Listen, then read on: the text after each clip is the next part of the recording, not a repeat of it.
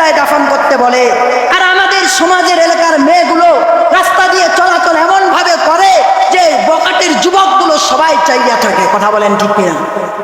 বক মাছ যদি দেখবেন, একটা বক পুকুরে গেছে, যাওয়ার পরে অপেক্ষা করতেছে এই পুকুর থেকে কখন পুঁটি মাছ আসবে। আচ্ছা বলেন তো, বক কখন পুকুরে থাকে? কি জন্য থাকে? বক পুকুরে যায় মাছের জন্য। কথা বলেন ঠিক কিনা? এখন বকের সামনে যদি পুঁটি মাছ লাফালাফি করে, ওই পুঁটি মাছ কি রেহাই পাবে? রেহাই পাবে ভাই? বক অবশ্যই পুঁটি মাছকে খাবে। সমাজের মা বোনরা যদি বেপর্দায় চলাফেরা না করতো, যদি পর্দার সহিত যদি রাস্তাঘাটে যদি চলাফেরা করতো, তাহলে আমার যুবক ভাইরা তাদের চোখের দিকে, তাদের দিকে খারাপ নজরে তাকাইতো না। কথা বলেন ঠিক কিনা? কথা বলেন ঠিক কিনা? যেই মেয়েটা রাস্তাঘাটে মাথায় কাপড় নাই, বুঝতে হবে সেই মেয়েটার লজ্জা শরম নাই। কথা বলেন ঠিক কিনা?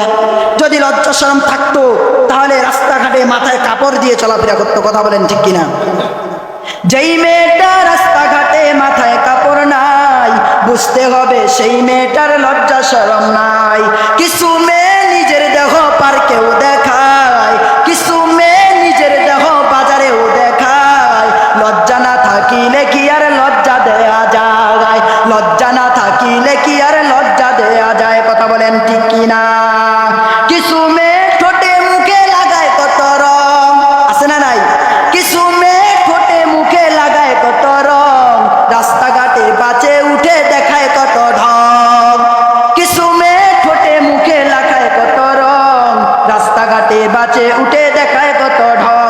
তাদের দেখে যুবকেরা, তাদের দেখে যুবকেরা আর চোখে তাকায়। লজ্জা না থাকিলে কি আর লজ্জা দেয়া যায়? লজ্জা না থাকিলে কি আর লজ্জা দেয়া যায়? যেই মেয়েটা পোশাক পরে পাখি কিরণমালা, যেই মেয়েটা পোশাক পরে পাখি কিরণমালা, মরার পরে বুঝবে রে তুই কিরণমালার জ্বালা। কথা বলেন ঠিক কিনা?